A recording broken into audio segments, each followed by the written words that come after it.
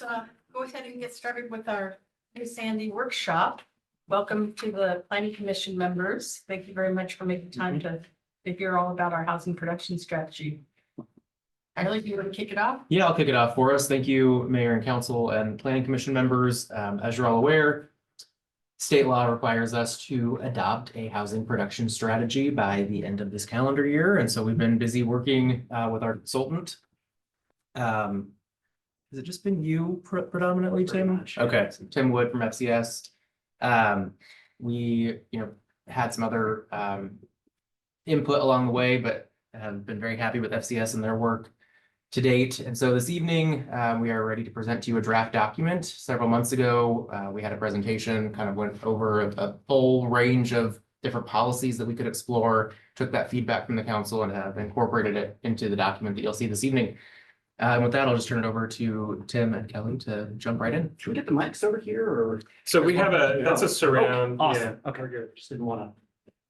Anyway, hello. Thank you again for taking time to chat with me this evening. And thank you, planning commissioners, for showing up too. Great to have all of this input. A lot of this is going to look familiar to those of you who were in attendance back in May, but we'll go through the agenda nonetheless and just get through it and we'll get your feedback.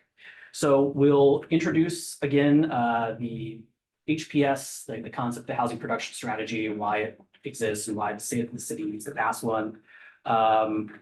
Recent housing policy accomplishments, so just kind of take some time to recognize what the city's already done in the housing space. We will discuss our proposed strategies that are pretty much the backbone of the document. Get your feedback one last time before we take it through the adoption process, and then we'll talk next steps. So the next slide just gives you an update on what's changed from May to now. The main change in the document is reflective of the feedback that we got in May from you all. Basically taking that strategy that said the city would encourage cottage cluster development and making it more broad, talking about middle housing. Gives the city more flexibility, doesn't get you locked into one particular type of middle housing, and just kind of gives you the opportunity to sort of figure out what works best for the city through the process. It does check an important box, though. We do need to have a policy that adds to housing choice. This will accomplish that, we think. So we kept the bulk of that strategy in there, but just took away the cottage cluster reference. Better reflecting the timeline. So within the strategy document, if you look, each strategy includes a timeline for consideration, adoption, and implementation. City staff checked my ambition there and helped push that out a little bit. So better reflects what's likely. And then we also conducted stakeholder interviews with some folks in the community, folks from the development community, city staff, and the nonprofit space. So got some good input there and add that to the document as well. So now we'll move into introduction. And we'll just give you some background. So as you all know, likely, you adopted your housing capacity analysis back in 2024. That's the document that gives you a sense of what the needs are for residential land and units over the next 20 years. It's part of the overall land use process in Oregon for cities and the urban growth boundaries. The HCA identified about 2,400 net new dwelling units needed in the city over the next 20 years. Of course, we're dealing with the consent decree, so we're running up against that, but the HCA nonetheless found most of that new dwelling unit demand will be in detached, single family detached, so standard housing, with a little bit more in the middle and multifamily category than you have right now, but that sort of makes sense as the city matures. Market conditions are obviously positive. I'm not breaking any news there. Things are really good in Sandy, and there's a lot of demand for housing here.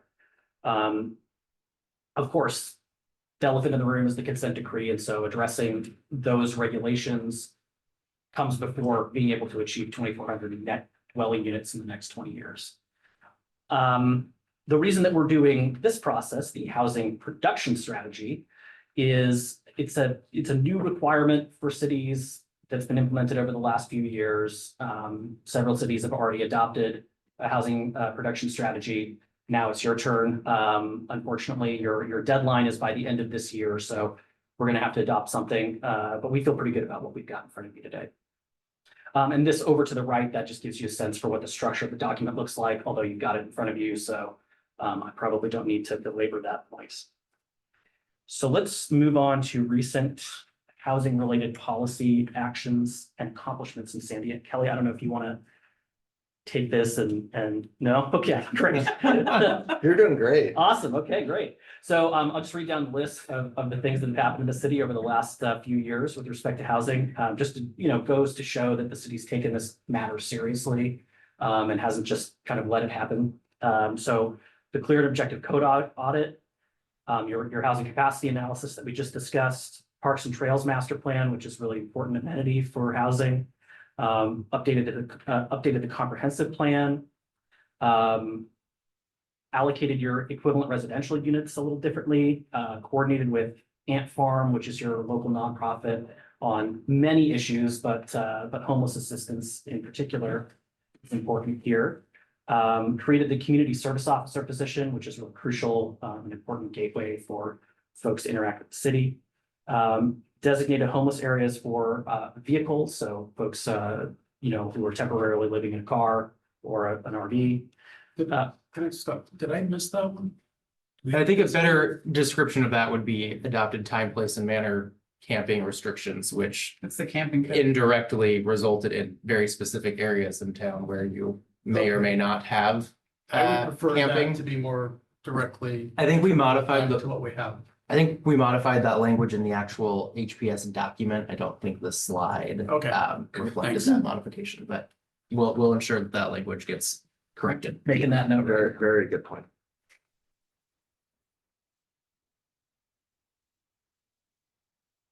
Okay. Invested $33 million in the sanitary sewer system, which we all know. And climbing. We all know is needed, and then extended 362nd Drive through Bell Street. So lots of infrastructure investments there towards the end, which is crucial. You might, on your Parks and Trails Master Plan line or something, we also adopted our transportation system plan and our water master plan. So you might, those are all things to do with housing. That's a great point. Absolutely. Yeah, and I think the only thing I'll add to that is I think we're trying to paint a picture, and hopefully we're successful, to the state of Oregon that independent of the HPS requirements, the city of Sandy has been at the forefront of actually doing a lot of policy work for housing. So Do you think they'll send us a medal or anything? Or? I'm hoping for a trophy. Yeah. And I'll interject really quick and say the language in the HPS that we modified reads local policy established designated camping regulations for use by people experiencing homelessness. So we'll just swap out that language on that slide. Okay, so now we'll get into these policies, just kind of, again, reviewing for most of you at this point. So the way that we organize these, you see this table here, tends to kind of go within these categories. So you've got zoning and code change type strategies, reduction of regulatory impediments, financial incentives, financial resources, tax exemption and abatement, land acquisition, lease and partnerships, and custom options. So it's a lot, I know, to take in, but we've kind of categorized each of these policies into these kind of broader categories, and we'll go through them that way through the presentation. We'll start with the reduction of regulatory requirements and custom options here, which is top 5 of all of the strategies that we included in the HPS. All address the wastewater issue that we're facing here. So strategy 1 is to pursue accommodations from the state to make science-based improvements to the NPDES permit. And for those of you unfamiliar, NPDES stands for National Pollutant Discharge Emission System, and it's part of the 1972 Clean Water Act. So, but just looking for some relief from the state there from a regulatory standpoint. Adopt the wastewater system facility plan amendment, which is basically the list of alternatives to address the wastewater discharge issue. Pursuing non-local funding match for a wastewater system, straightforward there. We're looking for federal and state grants to help pay down the cost of this. Constructing necessary wastewater conveyance, that's the whole enchilada right there. And then improving the wastewater treatment plant and related system infrastructure. I think that that addresses kind of more immediate, less expensive options to up the cap of the consent decree. We think that, sorry, Oh, I was just gonna ask Tyler, do you think there's any issue with that first B1 one if we don't need the non-point permit? So, some of this is a challenge just based on timeline, right? We need to have this adopted by the end of this calendar year, sort of in tandem with the altered wastewater system facility plan amendment. Sorry, couldn't get my words there, which also has an adoption timeline of end of this year. So I think this makes sense to leave in here depending upon how the next couple months go with our evaluation and that exploration that we're doing with the city of Okay. Gresham option. I think regardless of the ultimate facilities plan, we're still looking for, science-based, common sense improvements to our discharge on Tickle Creek, at least in the meantime. Sure. So, Okay, Yeah. good. That's a good point. Thank you.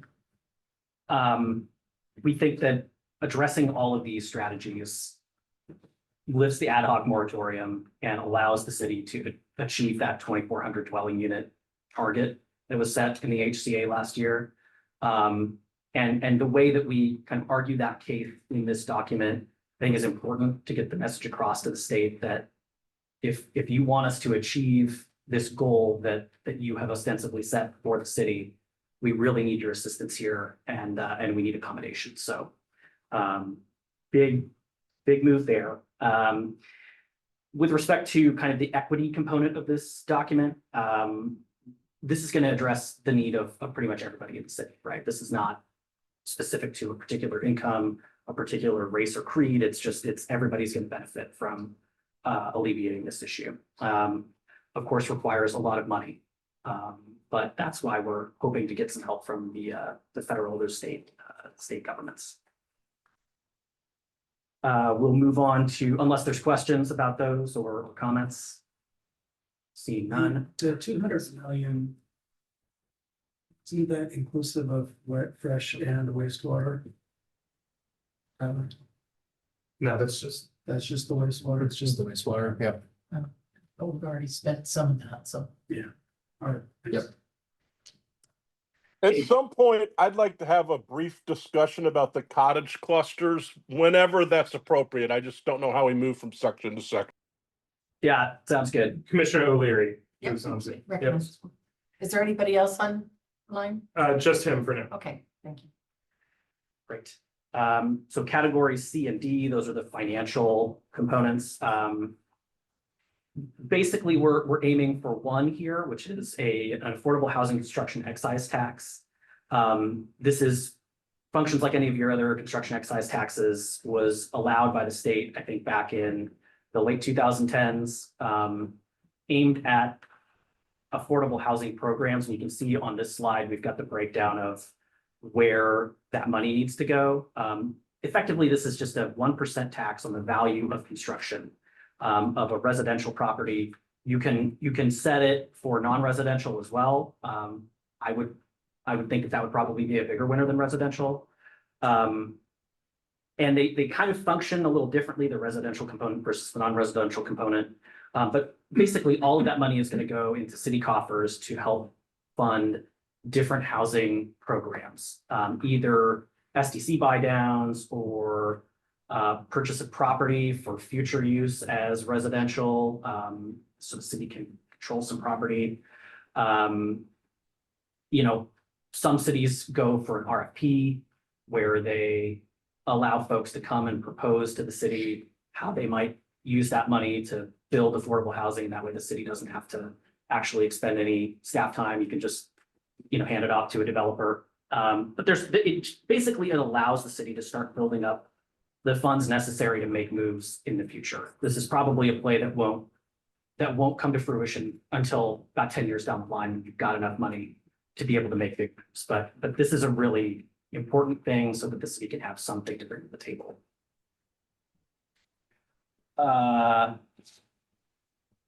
Real quick, couple of data points on this.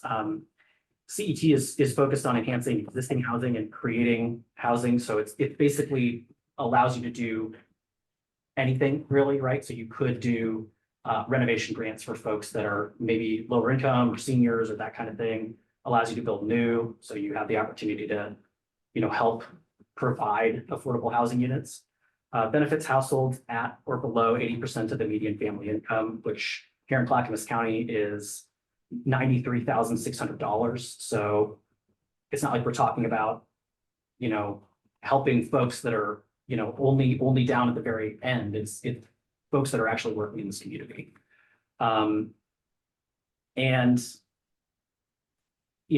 just to give you a sense for what this might look like if you were to implement that 1% on a residential construction excise tax, over 100 units of new single-family detached at the median home value, that would net you about $300,000. So it can definitely build up quickly. Moving on It's to, about $3,000 a house. basically, yeah. So I guess how does that work? Maybe it's 1,000 units. I think that's probably right. Talking about zoning and code changes. So this is where we'll bring back that discussion about cottage clusters. You'll notice strategy A1 there, amend zoning code to allow additional middle housing options. Before, when we met in May, that read to allow cottage cluster developments. So we've just changed that language out so that it provides the city with maximum flexibility. I don't know if the commissioner wants to bring that comment up now. I would, yeah. Okay. So I was kind of reading through that, and what I also remember Josh talking to us about is that we're gonna send all this off to CDC, and they're gonna send it back with changes that we don't have a choice of adopting or not. We don't even have an appeal option, which just boggles my mind. Anyway, what I was kind of looking at is trying to figure out how to get clarity on what our intent is there. And so one of the things that we have an opportunity to take credit for and consider is because what our current code says is duplexes, row houses, and multifamily. And we don't spell out or call out triplexes or quadplexes. And so I think those are kind of considered under multifamily, but not spelled out. And so in the definitions that you used on your document, you have that spelled out definitions like multifamily 5 and up or something, and multifamilies less than 5. But spelling out the opportunity, for example, of having triplexes and quadplexes, at least in medium and high density, I think is a good move. I think there's a discussion to be had about whether you want to consider triplexes in low density R1. I think that kind of it fills that middle housing need, and it in the different zones, like we said, we're going to do, and it suggests the solution rather than just having it kind of vague. Yeah. And like, we'll do something, but we don't know yet what. So I'd like to see us adopt the quadplexes and triplexes in at least the higher 2 zones, and maybe I don't know how the rest of you all feel about adopting it in, and I know we don't make the decision now, but Right. considering those, somehow wording that so that we're going to be, so that we have something more specific, especially because I'm not, hearing good things about the cottage cluster option. That Right. seems to be the latest, greatest thing since sliced bread type of, but it's really not, because hardly anybody's done it and doesn't really meet the need, so. So we could add maybe a specific reference to do triplexes and quadplexes inside of that strategy and just say this is potentially what we're looking at, right? So that way that it's not left up to interpretation by DLC. Because that truly is the middle housing stuff that they're talking about, not multifamily necessarily. What's Art's comment? Well, first I was curious, what is the negative word on the streets about the cottage clusters, Kathleen? I haven't gone in depth with, because they just kind of made some comments in meetings. But what I've heard is that, there seems to be like, an undefined number of units that you can put on a lot, a single lot. There's not, yards defined or property lines defined on that. So where can my dog go, poop and pee versus, it's just very undefined. And parking is also very undefined. And unless you have somebody who owns that and is on site managing it, then it doesn't work very well. That's kind of in a nutshell, some of the issues. And I guess I'm not saying that we can't ever consider it, but I think until we see more examples of it being done successfully, I would be very concerned about, about that, because parking issues that we'll probably hear about tonight, I've heard, I had a heads up that somebody was gonna be talking about parking, limited parking and things like that are one of the biggest issues we get left with after the developers leave, so. That's Can I- interesting feedback and it pretty much aligns with what I've seen. So I just want to make a quick statement and then ask a question. After the last work session, I did do quite a bit of research because I didn't know exactly what a cottage cluster was. And I know we got a little show about it, but I wanted to really see it. And so maybe we can all benefit from some common knowledge here. It has been done. I mostly looked at what they've done in Milwaukee, and I had the same concerns as you, Kathleen, as I looked at it. I also looked at it as a senior citizen that's now an empty nester living in a 3-bedroom, 2-bath house. Son just went off to college, 1,700 square foot house. It would be cool to be able to move somewhere in Sandy and own it. So the only thing that I saw as a viable thing to consider at some point, maybe, well, the other thing I noticed I wanted to add is that it looks like the ones that would be successful are built on a campus type environment where there's like also apartment buildings and or single family dwellings or duplexes, and the cottage cluster occupies some portion of it.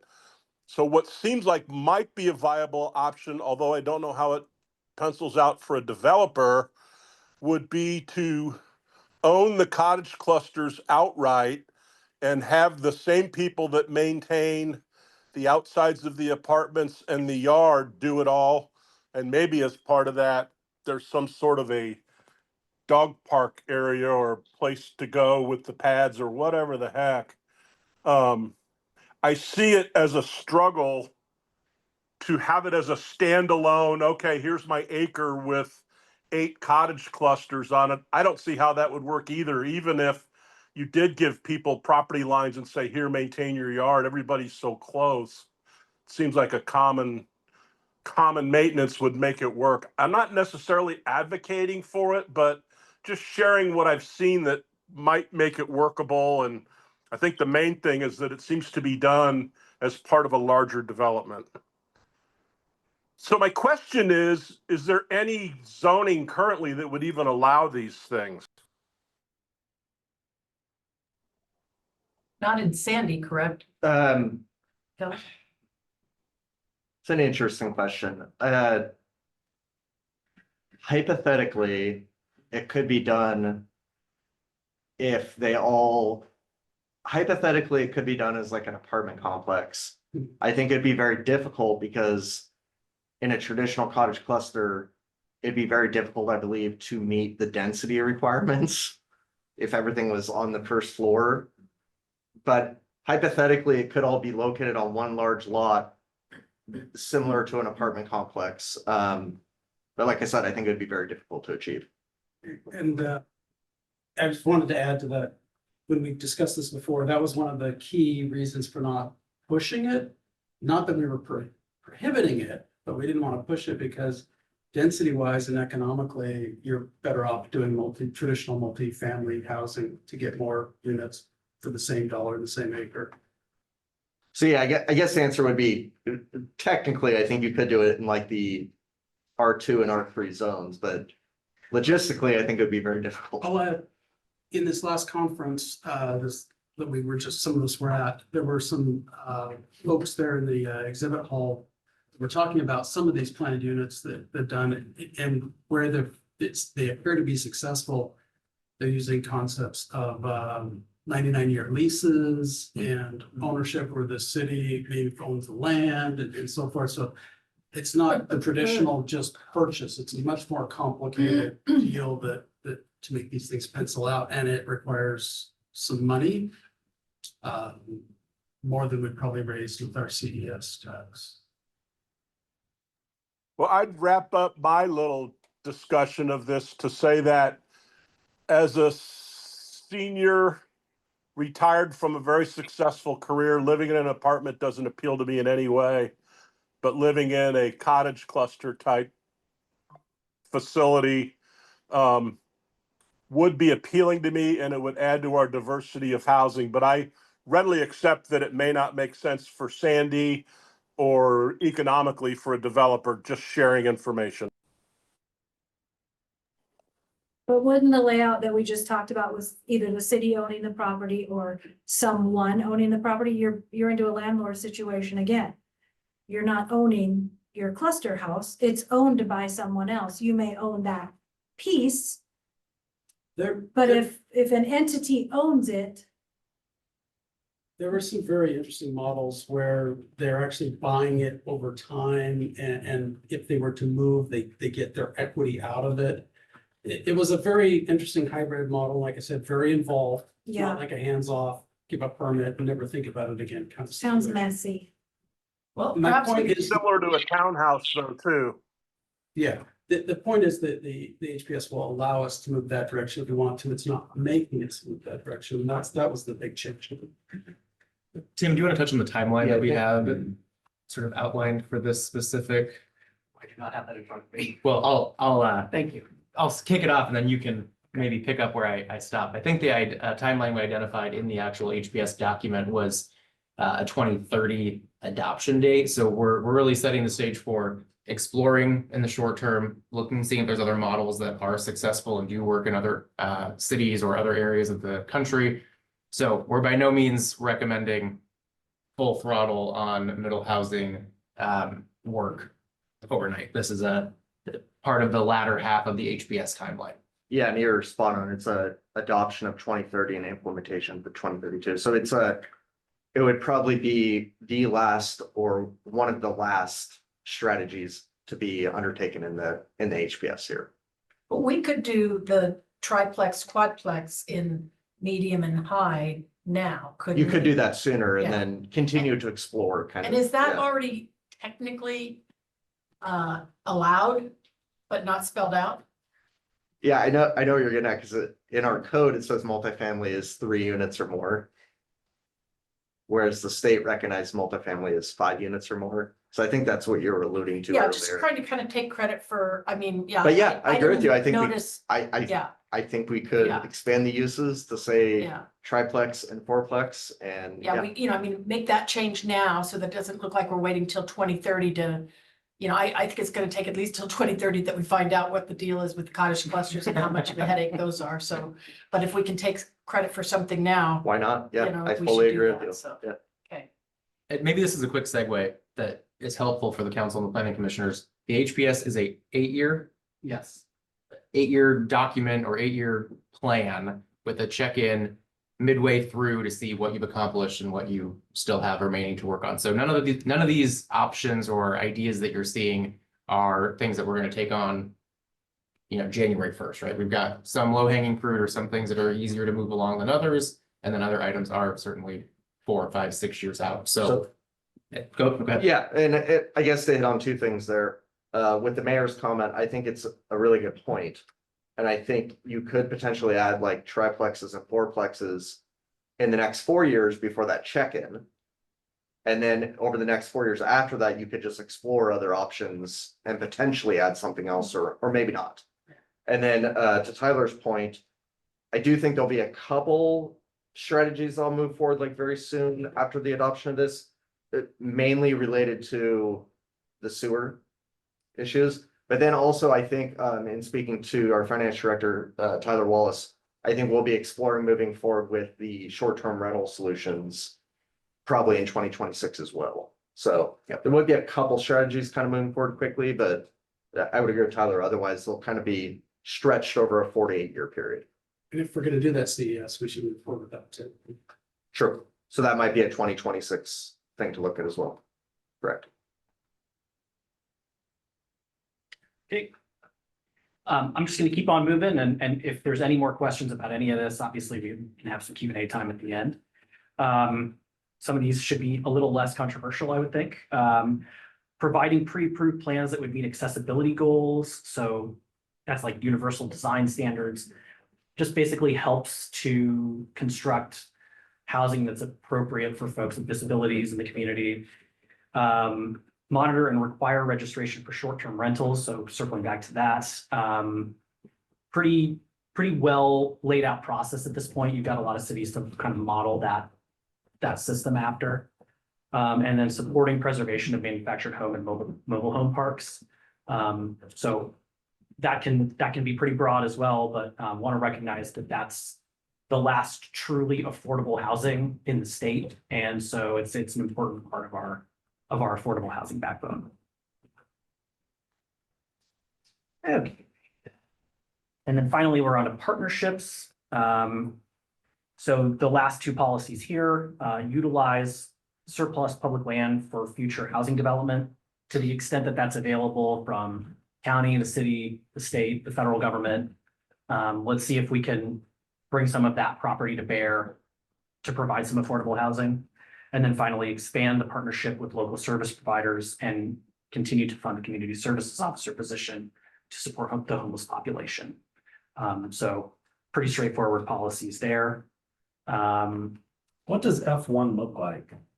What kind of land are we talking about? And then when we're utilizing it as a partnership, what does that mean from the city's standpoint? It's probably mostly facilitation, I would think, kind of between stakeholders. So for instance, if there's a plot of, state land, or even if it's city-owned land, you're probably go-between yourselves and an affordable housing developer. There's probably some tax incentives in there, not from the city, but from other entities. So I think it's a lot of just basically getting people in the same room together and figuring out how to work a solution like that. Does something like this bind us into what is considered, I guess, to surplus public land? I don't think it would. But I think it does sort of require that you make efforts to that end. But this is really kind of an opportunity-based policy, because you can't predict whether or not this land is going to be surplus or not, or if the federal government's willing to play ball over the next 8 years on something like that, or the state government for that matter. So I wouldn't think so, but My concern is, what if we were to land bank something for a future project down the line, and I realize it may not be surplus, at what point does it become surplus? I would need to defer to Josh on the legal definition of how someone's gonna interpret surplus, but I will tell you from our internal conversations, the lens that I was looking at this, and I think the rest of the consulting team and staff was looking at this through, for example, the old city shops property. We could clean that up from where we have some debris and gravel and bark dust and stuff, and look at finding an affordable housing partner on that site. We have another parcel on Bluff between, is that Strawbridge and Highway 26? Yes, that that is where you it could is. probably construct a property or two, a house or two there. So I mean, there's some parcels that we own that aren't parkland, that aren't large enough to do anything as far as ball fields or, a city facility.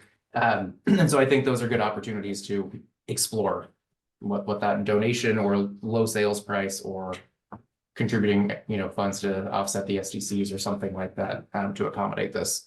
I think there was another, and I say potential very broadly, but I think there was another potential property we were looking at one point of what to do in the future, and that's like to the south of the Pioneer parking lot. So. Oh, It's yeah. just like on the edge of our downtown. So I do think whether the city decides to move forward with this or not, I do think there are some pieces of land that we could at least consider, I think. And that's fair. I just don't want to get into a position where we're binding ourselves into a corner and having to give up land that's not our intent because it's deemed quote unquote surplus. Absolutely. Josh, do you have any feedback on how surplus would be defined or viewed from the state? I mean, typically surplus just means no longer needed for a public purpose. You could define it differently in a policy or in the HPS, but that's the general meaning. So as long as we're land banking in Counselor Sheldon's example with a clear focus on park or community space or whatever, that's gonna, that's not surplus, we're in the clear there, so. Okay. So at that point, we're on to next steps. We're hoping to get initial DLCD feedback on this document this week, next week. I think I asked for it by the end of next week. Okay. And they said they will try to give us some initial feedback. So we're looking for that, and we'll certainly have that locked and loaded to talk to you about during the hearing, same with planning commission. Using that DLCD review, we'll make the edits necessary before we go in front of planning commission. And Let then, me just clarify, so the changes that we've discussed tonight are DLCD already has a copy of our thing and they're reviewing that, but what I thought I heard was that once they review it, they give comments that we don't have a choice about implementing. Is that? Yeah, pretty much. But Josh, do you want to come up and kind of explain that a little further? It's a very, as you said at the beginning of this work session, it is a very unusual and improvement process. Right, but I just, the changes that I think that we've discussed tonight are helpful, I would. And So I think what we could do is take the feedback that we've heard tonight and integrate it into the HPS document they currently have and let them know that we've made some additional changes Okay. for their consideration. That's what the law says. That's basically, that's all I can Except the say. lawyer. That's what the statute says. It's an unusual process. I'm not convinced that there is no appeal actually means there is no appeal, but that's what the statute says until somebody challenges that. So that's the lay of the land. So just in case anybody wants just a little bit more information on that. So how it works in this process is any feedback we get from DLCD before we adopt it locally through like an ordinance or resolution is like preliminary and is not binding. So once we actually adopt it locally, then DLCD will actually give their decision within, I think, 120 days. And then per what the state statute says is it's not appealable. So. But we got them this draft in advance with a very friendly request to take a look. Please review. Let us know if we're in the ballpark. So not Totally. appealable means we've adopted it, it's policy. City adopts But it's- it, but what is DLCD, it's almost like an automatic appeal to DLCD. So the city adopts it, it's final. DLCD then reviews it and says either this is affirmed or we're remanding it back to you with these changes that you need to So if make. they remand it back to us, then we have to update it, go through the process again, all by December? That's correct. Well, that's an interesting question, right? That's By kind of December. unresolved, but I don't think so. And the reason why I say so is because if we adopted, say, in November, which is our schedule, they have 120 days. So that could bring you out to, what is that, March or April? So, Right, so I so think. we'll have one. We'll We get to adopted it. December. Yeah, Due date. We'll just have to exactly. change it. Potentially. Yeah, I think what the mayor just said is exactly correct. We adopt it by the due date by December 31st. I don't think they can hold that against that they want some changes in it. Has other cities been getting significant changes? Not, I wouldn't say that was suggested, mandated onto their HPS that they did submit and adopt. I heard that one city got it kind of remanded, but I don't know the accuracy of that, and I don't know what city that was. I did hear somebody did. I haven't personally seen any, but that doesn't mean it hasn't happened. Okay. Yeah, And like I said, that's just what I heard through the grapevine. I don't know if that's accurate or not. it does seem that by sending it to DLCD in advance and getting their informal comments, even though it's not binding, it's unlikely that there's gonna be some major red flag during that second review that they wouldn't have seen in the first one, but who knows? That's the goal, at least. Right. Yeah, and I've been inviting them to all of our work sessions and asking for feedback along the way to be as transparent and open with them as possible. In the hope that they would do exactly what Josh just said, is share their feedback along the way.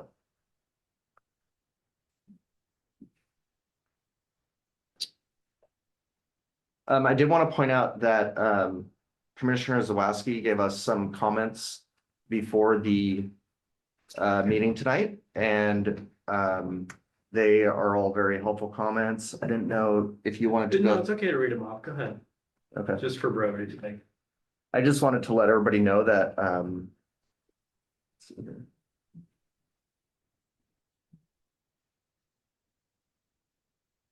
so his comments, so the first one was under HPS consideration A, so the first strategy, we should spell out NDPES, so that it's more transparent basically for the public, and I would agree, I think that's a good call to make that a little bit more transparent, and because some people won't know what that acronym means. My mom worked at Intel for like 50 years. She used acronyms for everything and we couldn't understand her. So I would agree that I think that's a good thing to flesh out in the report that you'll be seeing. His second comment was around HPS consideration G, which is around the middle housing option. And it was to kind of flesh it out a little bit more around what the middle housing options are. And I think based on the conversation that we've had this evening, I think there's full intention of doing that and direction from the city council and planning commission to do that. So I would agree with Mr. Zawadzki that I think we should do that. Yeah. I've taken some notes. And then his final comment was on HPS consideration for I, and that's for monitoring and requiring registration for short-term rentals. He had some questions around how do we monitor them? How do we audit transit room tax returns? Yeah, so I don't know if you want to speak to that. Yeah, I did a little bit of looking on that. So cities in Oregon, obviously bigger cities have a much larger budget to crack down on folks that are doing this stuff. But in cities like Lincoln City, Cannon Beach, I look at the Oregon Coast communities because they're the ones who are kind of on the forefront of this. And a lot of it is the same as any land use violation, which is just we're hoping that your neighbors will call the city and let them know that there's Airbnb activity.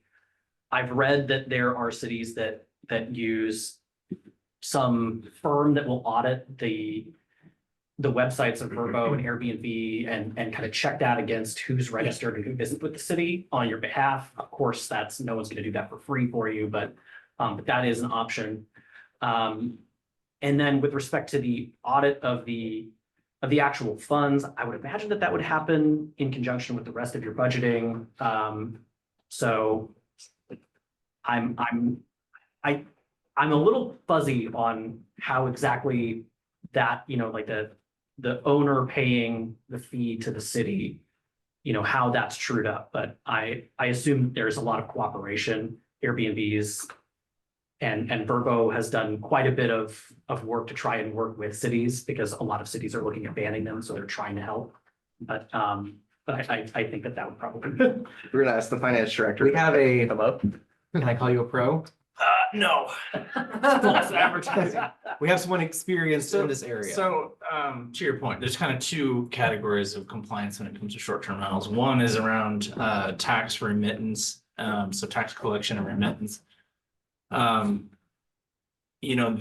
think the ordinance we passed, I think it was, time gets, I think back in March, maybe, that had to do with requiring platforms to collect and remit taxes. And so The goal around that is to require the Airbnbs and the VRBOs and all those to collect it right up front. And so you don't have issues with individual hosts not collecting and remitting the taxes because the platforms are required to do it up front.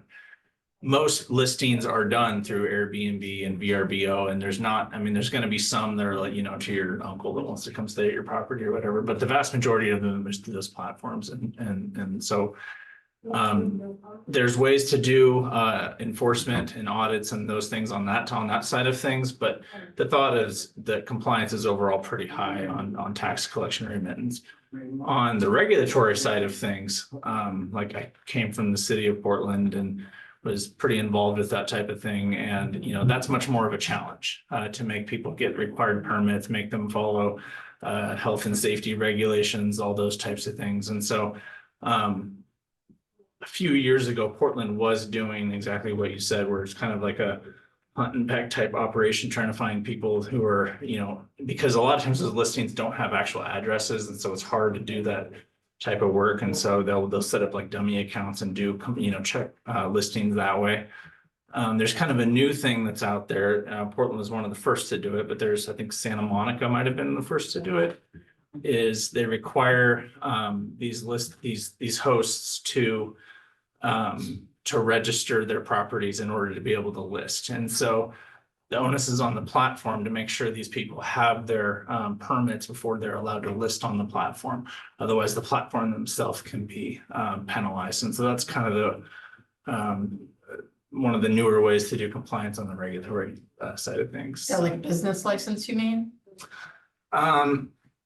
It's separate. Well, for Portland, at least, it was a separate thing. So they're required to have a business license, but they're also required to have their accessory short-term rental permits, which is basically, it's a it would kind of like here, go through Kelly's department. It was a Bureau of Development Services at Portland, making sure that they're registered, have their permits, have all their health and safety things, inspections, and that was subject to audit to make sure they have all the carbon monoxide and fire, stuff like that. And so, yeah. Right.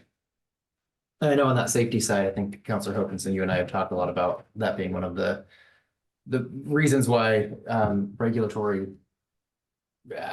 structure around short-term rentals is really important, to make sure that they have the appropriate safety equipment and that their garbage is being picked up weekly and that they comply with certain sound ordinances so that they're not a nuisance for the rest of the neighborhood. And so there's certainly, other than just the remittance and tax collection portion of it, just being a good neighbor and a good community member aspect as well.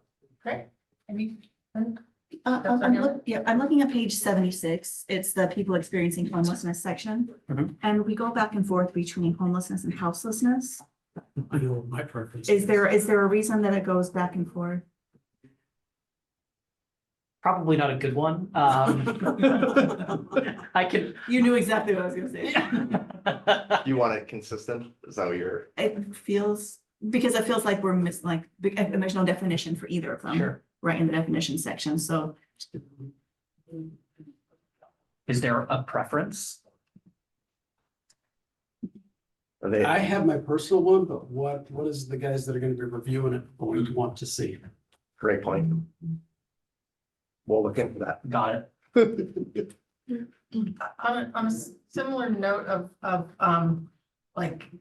page 69 and 70, you have housing mix and you've got, I guess this is from American Community Survey from the US Census. I don't know how accurate these numbers are because I thought we only had like 4,500 houses or something in Sandy, but anyway. What I was curious about is, especially on the building permits, it shows multi-dwelling and single family. And does single family include duplexes and row homes and things like that? Are we looking at the permit? Page, yeah, building permit 70. Then that would be consistent with the city's definition. It's what? That would be consistent with the city's definition then. I would suspect that that's detached, but Kelly, you're gonna have to.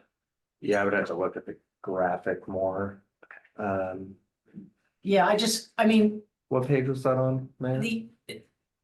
I don't want to get, let's see. We have more than half of our city zone for medium high density. which includes commercial where we can also do those densities. And so giving the appearance that we've been doing nothing but single family, when we're being doing all these, townhomes and row homes and, all duplexes and whatever, it gives the wrong impression. Because we're doing quite a bit of middle housing and yet I get that, multi-dwelling would include the apartment, so. Anyway, just something, I want us to kind of, What page is that on again? I'm sorry. it's on page 70 of 70 the of the report. HPS. 73 in the packet, if you're in the packet. I mean, I know that they already have it, but I guess we'll just see how it all comes back, but that's the message that I do want us to be giving out is that, since 1997, we've had all this area zoned for high and medium density and been going nuts with all the small lots and townhomes and all that stuff. Yeah. And there's this perception, kind of a one size fits all, that we're like, all those towns that don't have that. So I think we just need to be taking credit for everything we've done. We can take I see what you're saying. So it's exhibit 25. We can take a further in-depth look at this and modify it Yeah. more. Especially, just taking credit for that middle housing. Mhm. Yeah, Okay, it makes a lot of sense. thank you very Yeah, much. we'll definitely take a look at that. Yeah. Any other comments? Okay, let's go ahead and adjourn to 7:00 and start the city council meeting. Thank you all so much. Thank you for coming in. Thank you. Have a good day. Thanks, Tim. Thanks, planning commission members. Welcome, everybody, to the City of Sandy City Council meeting. Can we start the meeting off, please, with the Pledge of Allegiance? I pledge allegiance to the flag of the United States of America and to the republic for which it stands, one nation, under God, indivisible, with liberty and justice for all. Thank you. Deputy City Manager, would you take roll call, please?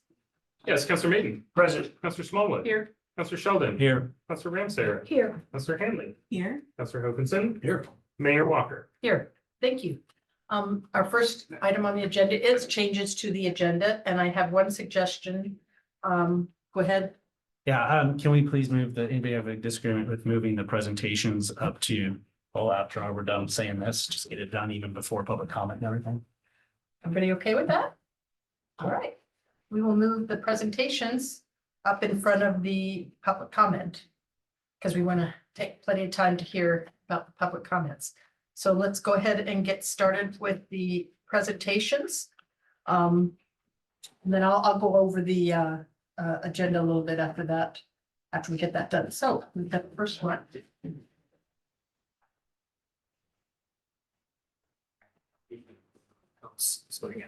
First on the agenda is the oath of office for Sergeant Coates. Do you think I should move that? I think they get ready.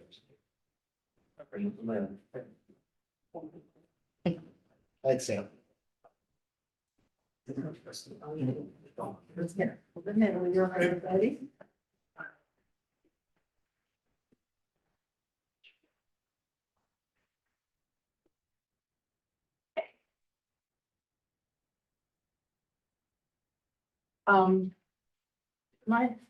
Is this the right one? Is he reading that? Yeah, so you just ask him to repeat it.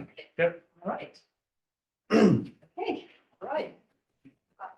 Yeah, I, Jason Coates, I, Jason Coates, do solemnly swear do solemnly swear that I will support the Constitution of the United States that I will support the Constitution of the United States and the Constitution of the State of Oregon and the Constitution of the State of Oregon and the laws therefore. and the laws therefore. And I will faithfully, honestly, and impartially And I will faithfully, honestly, and impartially discharge the duties of police sergeant discharge the duties of police sergeant during my continuance therein during my continuance therein to the best of my ability, so help me God. to the best of my ability, so help me God. All right.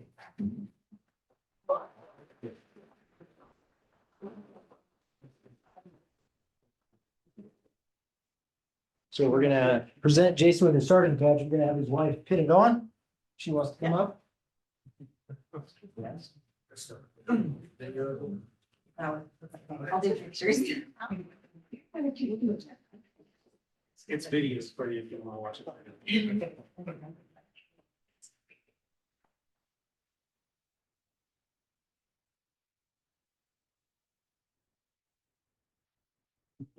That's just.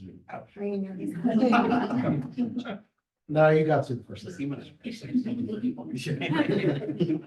Very good.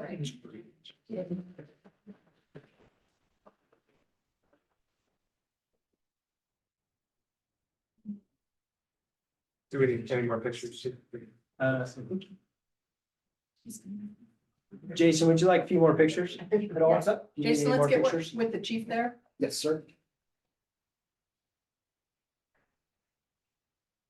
So we're gonna take in all the pictures for the city. You can get these. Maybe shake hands, yeah. Yeah, thank you. Say that makes sense. It's not in there.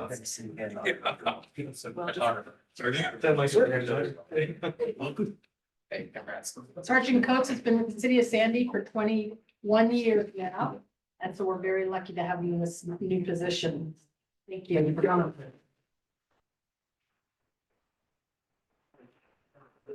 Chief Muskie? Well, then I guess we should turn this one out. Whatever you want. Since my audience is this way. We're gonna backwards.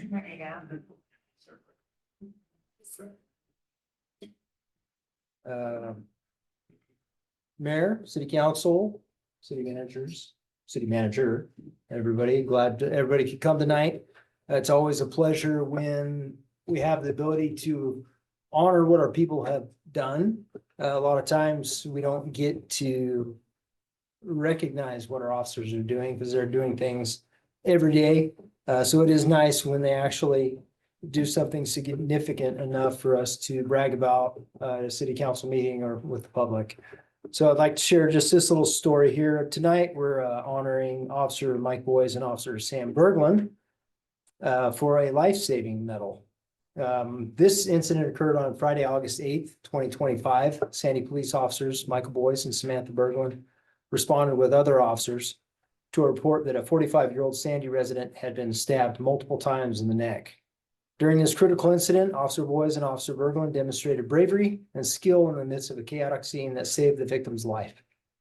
Officer Boyes has received additional tactical casualty care training throughout his career and began to render effective first aid. His training provided technical skills, but it was also his calm, level-headed approach that allowed him to apply all of this effectively. Officer Berglund moved the victim to a safer location to provide aid. Once that was done, she retrieved a trauma kit, provided essential equipment, and spoke with the victim to keep him calm while Boyes provided aid. This teamwork was paramount in the rapid response to a life-threatening injury. Clackamas fire personnel arrived and took over care of the victims. He was taken to a local area hospital where he underwent several hours of surgery and ultimately survived his injuries. The response of Officer Berglund and Boyes directly contributed to the survival of the critically injured victim. Sandy Police Department policy allows for a life-saving medal to be awarded to any police department employee that performs an exceptional act under emergency conditions wherein a service is rendered that results directly to sustaining a human life. Officer Boyes and Officer Berglund, it is with great pride that I award you this life-saving medal for your action on August 8th, 2025. Congratulations and thank you for your dedicated service. In the past, Officer Boyes has received this award, so he doesn't actually get a shiny medal. He will get a letter recognizing the event, but Officer Berglund, this is her first life-saving. So both of you could come up, that'd be great.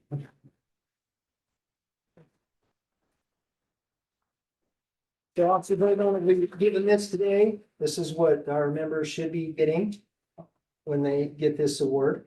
So congratulations. That's for you. Here is your, I'll get you a copy of your letter. Officer Boyes, thank you, because you also critical to this. I would like to mention that everybody that responded had a role.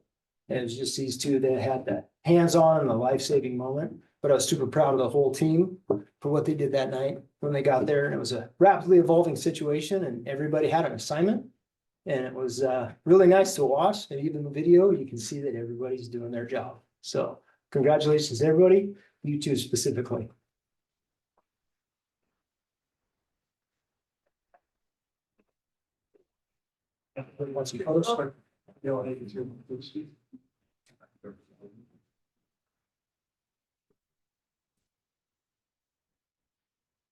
Getting on that.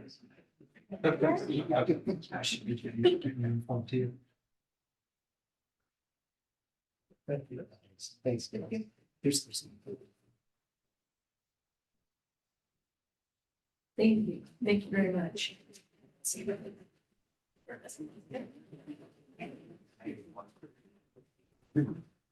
Cheers. Hey, Chief, before you go, I want to make sure we're good. Thank you, sir. I like to do that. That'd be one of your hands. I owe you one. I owe you one. I didn't mean to ignore you. Yes, right. Thank you, everybody. Happy to make copies.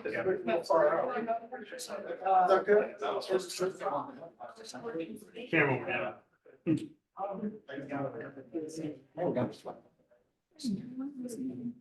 We'll have to get the mayor afterwards. Thank you, folks. Have a good night. Just one more second. Actually, love that tradition. Should change that. It's in parentheses. It's not right. The PDF. The PDF.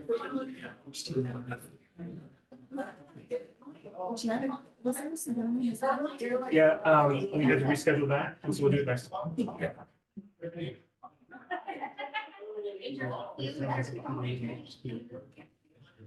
Thank you very much. Okay, next on the agenda is our public comment. Public hearing on supplemental budget will occur later in the meeting. But the council currently welcomes your comments on other matters at this time. The mayor will call on each person when it is their turn to speak for up to 3 minutes. If you're attending the meeting in person, submit, please. We've got your sign up forms. And if you're attending the meeting via Zoom, please complete the online comment sign up. Have we got any folks? No one online today, Mayor. Okay, very good. All right, well, let's go ahead and get started with comments. May I invite Mr. Brookhart to the talk about sewage treatment issues. Welcome. Well, I come to speak about the pending sewer treatment issues. And you probably have heard this before, but I'll say it. I'm reading where many communities truck their sewage, even small cities truck their sewage to adjacent city sewage treatment facilities. And since we're on the verge, but not there yet, it would seem like that would be something that we could do to, if we needed to get us through to the ultimate solution.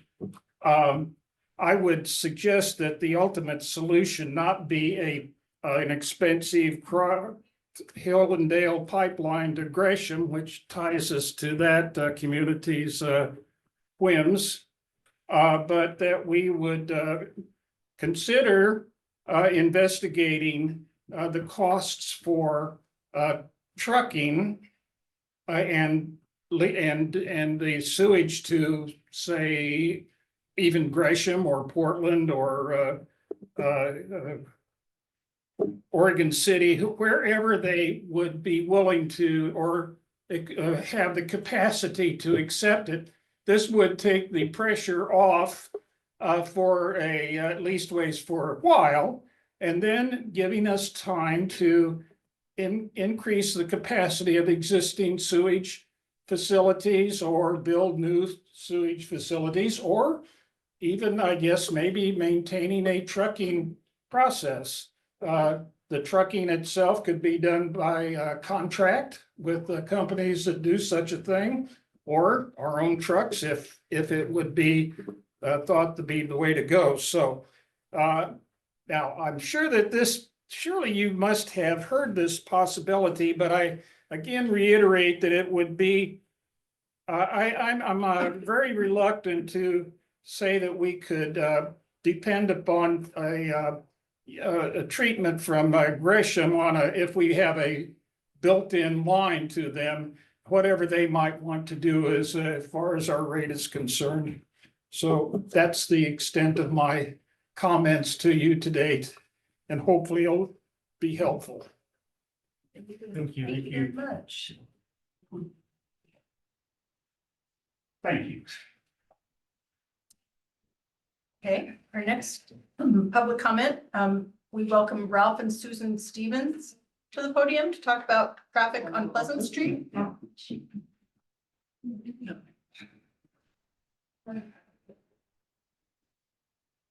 We're concerned about the safety issue on Pleasant Street. Our church, we're members of the Emmanuel Lutheran Church. That's down towards the end of the street. It's a short street where the police station is. We want to try to get no parking on the south side. Because the dentist, his customers can't get in. We have children that have to get off by the Dutch coffee shop and then cross Ten Eyck to get to the school in the afternoon. I've gone down the street with the double parking and had a police car come the other way, and then we had to take turns. If it was an emergency, it's really a problem. And then they park right at the end of the street, which I think is illegal anyway, right at the corner. So you come around the corner and there's somebody coming at you. This is really a safety issue. And then I believe the fire truck needs at least 20 feet clearance to get down the street. What was that in the rules somewhere? But I think the fire trucks needs 20 feet. And I don't think they have it half the time. So if there is a fire there, what do you do? And the truck can't get down there. The reason the children are getting off on 26 By 10. by 10 is because the school bus won't go down there anymore. It's just a big safety issue with the vehicles. Yes, and I do want to comment that on the south side, you have a dentist office, the police department, and the health center. All of them have lots to use. They have what? They all have parking lots Oh, to right, yeah. use. Mhm. They rent one from the church for the employees of the health center, the police and the dentist both have their own lots. The duplexes that are there are provided with a garage and a driveway where they can park. And we don't see it is, I don't know if any of you have driven down that road. Yes, sometimes it is really bad. And I look at the police department there having to pull out and make a left turn all the time. And you can't always see. Right. So I think it's also a safety issue for that reason. So I think a simple solution would be no parking on the south side. And it would really make it a two-way street again.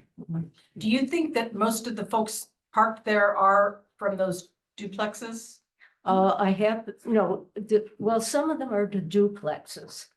But the other day when it was supposed to rain, the people working at the health center were parked on the road because they knew it might be raining when they go home.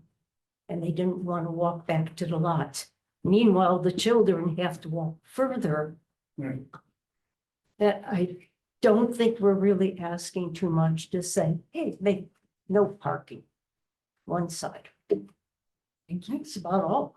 Thank you very much. Yeah. Thank you for your points. Thank you. Okay. And finally, may I invite Katie Reeves up to, we have their addresses. Do you mind if I say the addresses publicly for the record? Oh. Okay, 50145 Southeast Beatty Road. For the couple that just testified, Mr. Brookhart is at 36505 Barco Road. And Ms. Reese, would you mind giving us your address too? Sure, it's 40880 Southeast Latigo Lane, Latigo. Thank you. I live outside the city limits, but I work on Pleasant Street, which the couple before me was just talking about. I work at the church. I'm director of the childcare program for school-age children there. And I've had personal problems just trying to get through on the street for a long time, but now that the biggest bus won't come, there's two that will, but the biggest bus won't turn down there. So now it's affecting my kids. So that's when I become Mama Bear and come to City Hall, and talk about it. And it does seem like parking on one side of the street is a good option, but I believe it's the north side that we could only, what my proposition is, because you've already heard all the difficulties, is that on the north side, between the stop sign and the postal boxes for the townhomes, there's a spot for 2 cars. And if that was just limited to no parking Monday through Friday, 8 to 5, 7 to 6, I'm not sure, but during business hours, then it would widen the opening to the street. It's only 2 spaces, and the people that live on the street could still use it in the evenings or the weekends. The health department there, the health center has a 21 space parking spot to use. I've prepared a packet of information, and I went for 2 weeks because I walk it twice a day, getting kids and putting them on the bus. How many people are parked in each parking lot? How many people are parked on the sides of the street? Just in the area at the beginning, so that you could have some details that only about 5 or 6 people use their parking lot, which is marked for them only. So no one else can use it, only them. The public wants to use the street, but we can't because they're parking all up and down the street. So that would be my suggestion is, excuse me, limiting the parking. And I don't know how to enforce the health center using their parking lot, but that would greatly help because they have plenty of off-street parking for their clients and for their employees. What I've put together is concerns and solutions, photos of all the parking areas, and then the survey that I told you about. Thank you. Thank you for all the hard work you did. Can I, That's above and beyond, thank you. Oh. can I ask you a question, ma'am? Just one clarification. How many kids are walking to your program each day? Like how many are moving back and forth? In the morning, it's not as many, but we have to do the morning. We have to walk out there because the bus is coming up tonight. The afternoon bus that's too big has 12 students from Oregon Trail Academy. They don't all get on the same day, but there are 12. That's our biggest group of kids. And then how many in the morning? In the morning, we only have like 5 to 8 on the biggest. But it's group. potentially affecting up to 20 students total. No, because in the morning, the bus can't come in. They don't have time. They come up Tenike, so they're driving towards town, and they want us to wait on the other side of Tenike so they can just get them and go on to Furwood. Gotcha. Yeah. Thank you so much. If you could, can you share that with I'll scan it and send it out to the rest of Okay, the council, so very you all have a That'll be copy. a part of our meeting minutes too. Thank you very much. Silly question, but does the bus at least stop traffic for you right there? Or do you have to go and use the crosswalk? Like when I was a kid, I'd go to school, the bus would come up, turn its lights on, I'd wait, drive, and then I'd go across to get on the bus. Do they do that for you, or do you have to cross on your own and then wait for the bus? We on the other cross side? on our own, so we get there and we're ready when the bus comes. So when it gets dark, we have yellow reflective vests that we have the kids wear and the teachers. Thank you. Thank you. All right, well, Can thank I you so much. Ask for some follow-up on this one. Yeah. I would, in your follow-up, I'd like to understand what options are in terms of whether it's restricting parking, no parking during time periods, or whether we need to go, or whether we've ever looked at permit-based parking for the right people in the right places. I looked at it too, because I was pretty shocked when I was doing a ride along. How short the driveways were on those duplexes really surprised me. Because they barely fit, I don't even think I could put my car, which is just a regular, hybrid SUV. In the driveway without blocking part of the sidewalk. And the garages are small too. Yeah. Yeah, but it doesn't sound like it's them that's the issue. It sounds like it's the Yeah. the I health think it's a center not combination. utilizing their It's parking lot. So But I don't want to take pressure off the state of Oregon for mandating these ridiculously Sure. small driveways Sure. and getting rid of off-street parking. Part of what you're seeing there was forced on us by the state, so let's not lose track of that. But I think your points are really valid, and I'd like to know what we can do. Yeah, I'll circle up with Public Works and the police department staff to figure out what options we do have. As sort of quick and easy solutions, more complex solutions, we'll noodle that, for lack of a better term, and figure out a approach that satisfies everyone. Didn't mean to talk Okay. only that direction, But but while you're looking at that, now that Yes. we know we've got kids crossing that street with Dutch Brothers and everything else going on there. Maybe a crosswalk or something, I don't know. Probably be looking at that too. There is one, they're not gonna allow you to put one because there's one Yeah. right up at 10 Ike and 26. So you'd have to But go still, all the way it's, up. yeah, it's still not, that's like a horrible, in my opinion, that's a horrible intersection. That's an even, that's an even It's a worse blind one to turn. cross that. yeah. putting another one blocked down. Yeah. But we'll- they wouldn't do that. we'll review all of the Yeah. options and see what we can do. Okay, all right, well, thank you so much. I think we were somewhat aware, but it's good to get, verification pictures and documentation. We really appreciate that, and suggestions. That's very helpful. So, we usually have then at the next meeting, kind of a report out from what's the, homework or so that we've been given to kind of study the issue. So, I invite you to come to the next meeting or just zoom in if you want to hear some feedback on the points that you brought up. But thank you very much for bringing them to us tonight. Thank you. And if I have any other questions, I'll reach out to you directly to follow up and get any additional information. Thank you. Thank you. Okay, well, let's move on to our agenda. The next is the consent agenda. We have the city council meeting minutes and a resolution updating the city of Sandy's personnel policies. Does anybody have any questions? May I get a motion to pass the consent agenda? Make the motion, we accept the consent agenda. I will second the motion. Have a motion from Counselor Sheldon and a second from Counselor Ramsayer to approve the consent agenda. All those in favor, vote aye. Aye. Opposed, vote nay. Motion passes. Our new business is the special service contract program. Jeff, are you gonna present that? Sure. Sure is. Thanks, Dad. Yeah, well, council, as you know, every 2 years, the city of Sandy gives out special service contract program grants. I think for a number of biennia now, the total funding for the program has been $60,000 for the biennia.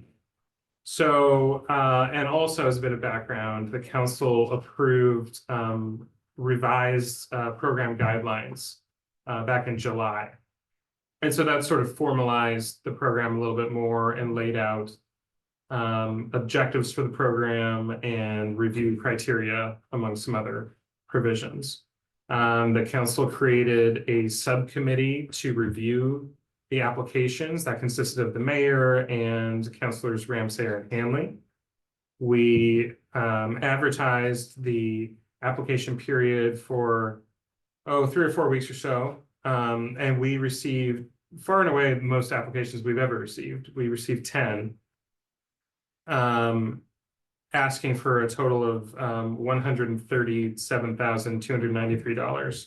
So over double what we had budgeted. The review subcommittee applied the criteria that were included in the council approved guidelines to the applications. You can see their combined scoring. They're in the staff report. And they are recommending funding for 6 out of the 10 applications, as you can see in the table on the 3rd page of the staff report. So hopefully that's relatively straightforward, but I'm happy to answer any questions the council may have. Any questions, comments?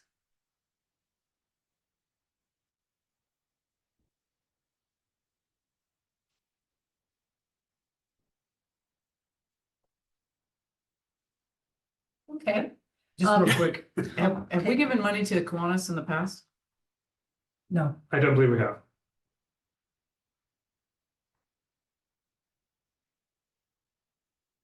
Any other questions or comments? Was there reasons for why some amounts were nearly what was asked and others were significantly lower?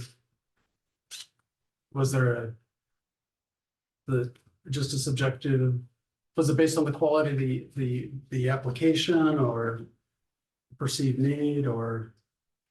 Do you want to add into that, Jeff, or would you prefer a committee member to shed some light on the decision-making process? I'm wondering whether, I mean, it was a lengthy discussion back and forth. I wonder, Mayor, if you have any light you'd I like to think shed on that that. we initially kind of prioritized some of them at the higher, and then we did a kind of go back and diminished, we didn't give them everything they asked for, and we, in order to fund at least some additional Move ones further partially, down the yeah, cutoff line, whatever that was. so. Okay. Thanks. I think a good example of that is Todos Juntos, if I remember right, had 2 programs, so half of it would fund one of those programs. So it was trying to spread that out as much as possible to those awardees. It's very competitive. Any other comments? Okay, may I have a motion, please? There's a suggested motion on the staff report, motion language. I'm gonna abstain from the vote because my sister-in-law is very high up in Todos Juntos. So Oh, okay, I'm also gonna abstain because I'm on a board. okay. I move to approve the special service contract program grant awards for the 2025-27 biennium as recommended by the application review subcommittee. I'll second it. Okay, I have a motion by Counselor Handy and a second by Counselor Mayton to approve the special service contract program grant awards. All those in favor, vote aye. Aye. Opposed, vote nay. And I noted the 2 abstentions. Abstentions, yeah. Very good. Okay, motion passes. Thank you. Okay, the next item is a public hearing. I'm going to go ahead and open the public hearing for resolution 2025-35 at 7:31. Are there any abstentions to declare?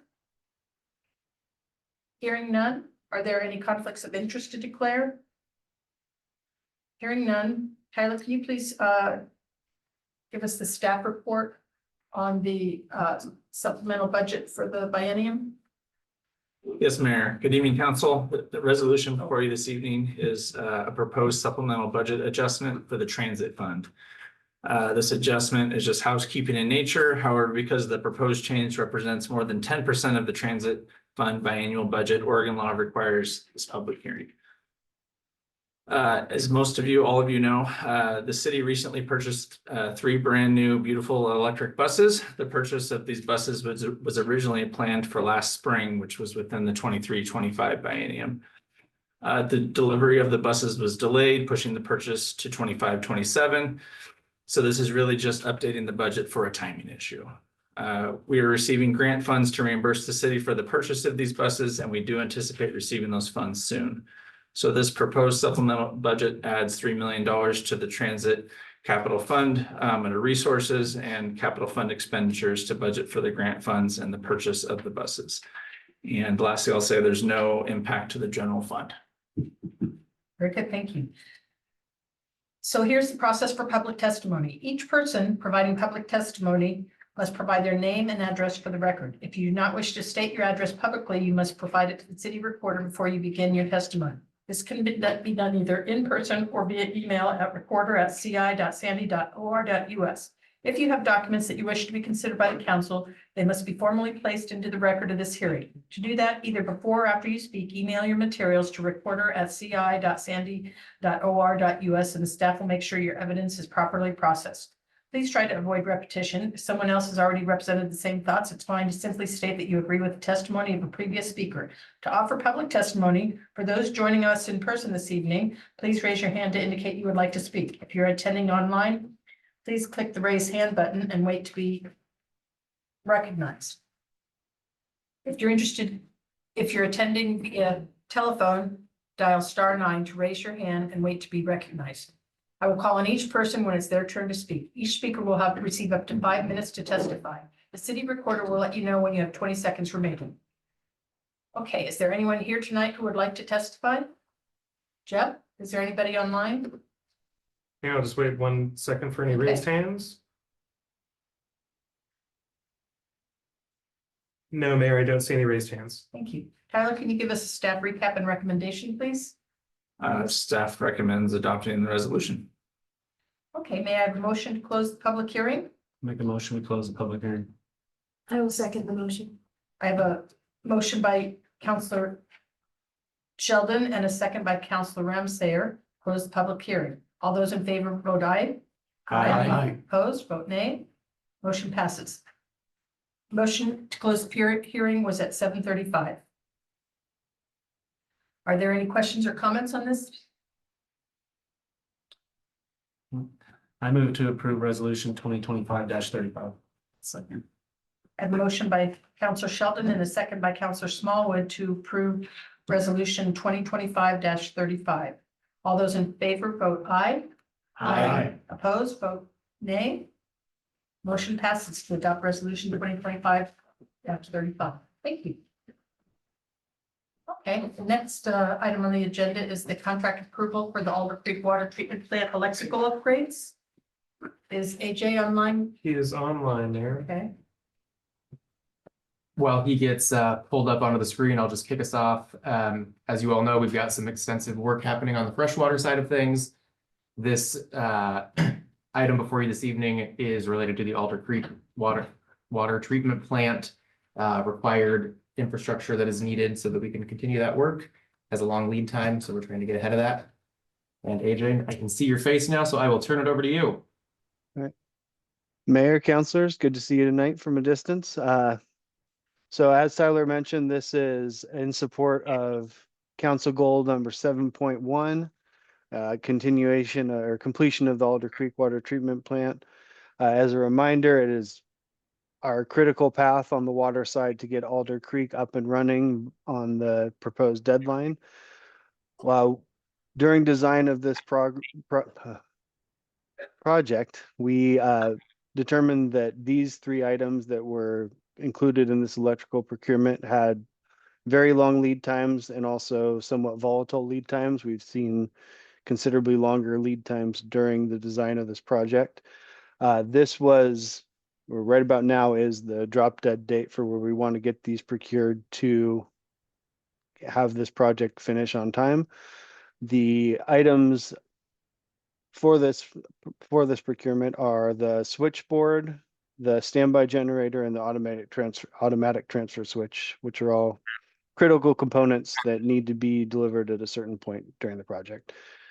So with that, I'd just like to open it up to any questions from the council. What was the budget? How did these compare to the budgeted amounts for this? I'd have to double check, but I would say that they were right about what we expected, within about 15%. I think our estimate was about 15% low. Okay.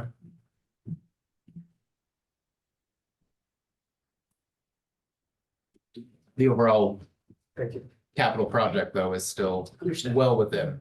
Yeah. Yes. Noted for the record. Any other questions?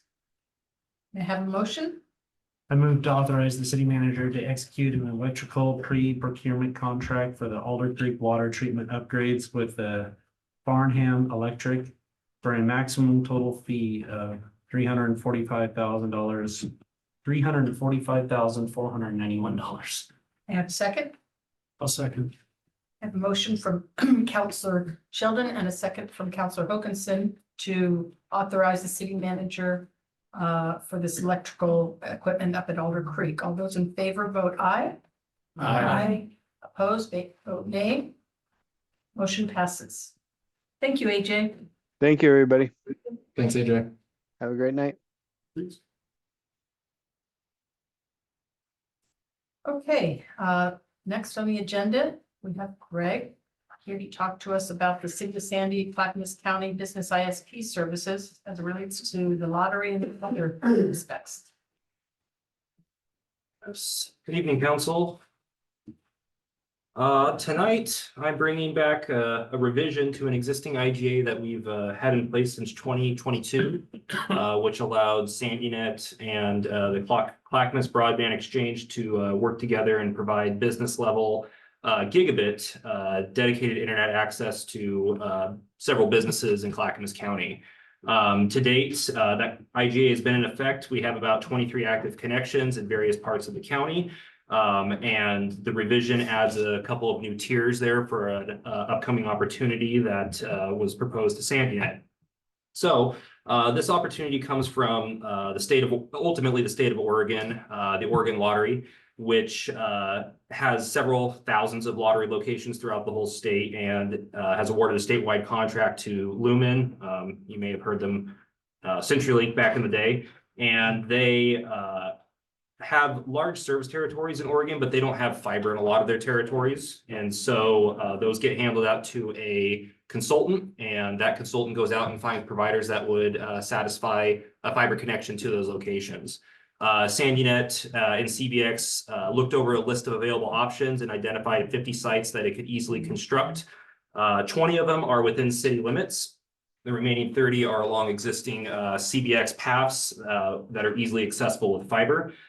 When bundling them all together, a common monthly price of $80 was determined, along with a fixed installation fee, turnout cost of $430 across all the locations. And underneath the standard small business SLA, one like you would find with any small business here in town.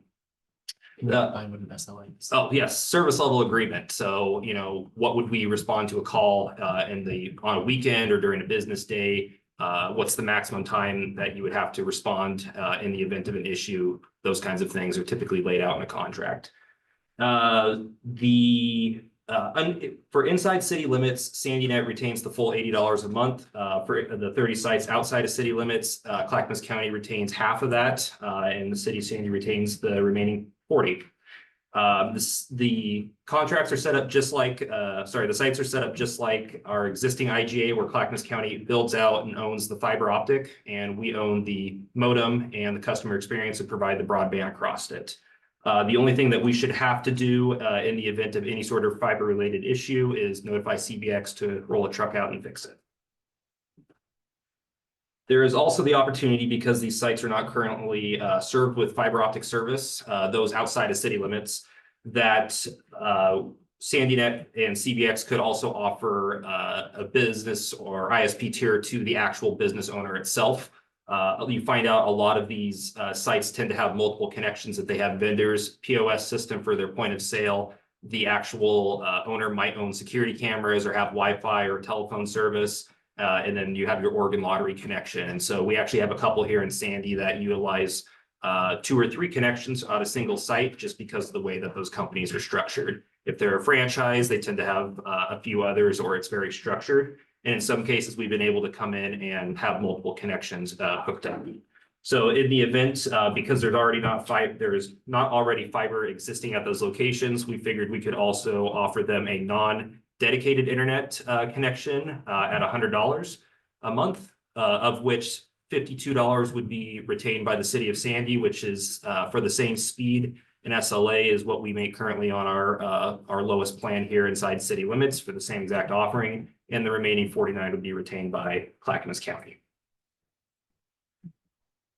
So, like I said, mentioned, there's already an existing IGA between us here. And so this modifies and just adds the 2 speed tiers and further clarifies them and separates them. And staff has verified in this, in order to reduce risk, that by entering into this contract, we don't increase any noticeable risk for liability or cybersecurity related incidents, nor does it prevent any city employee or elected official from participating in the Oregon Lottery. Thank you. That was my ask. And then in terms of the budget impact, the cost recovery is included in the monthly price over the 5-year term. If I had forgot to mention earlier, these are all set up to be underneath a 5-year contract, of which the only way to exit is in the event that the business actually discontinues lottery-based services, which historically has been very rare. In the event that one does, it's typically due to the business closing down, which I would imagine if another business occupied that space offering a similar service, you would likely see a new connection or an order come in at that point.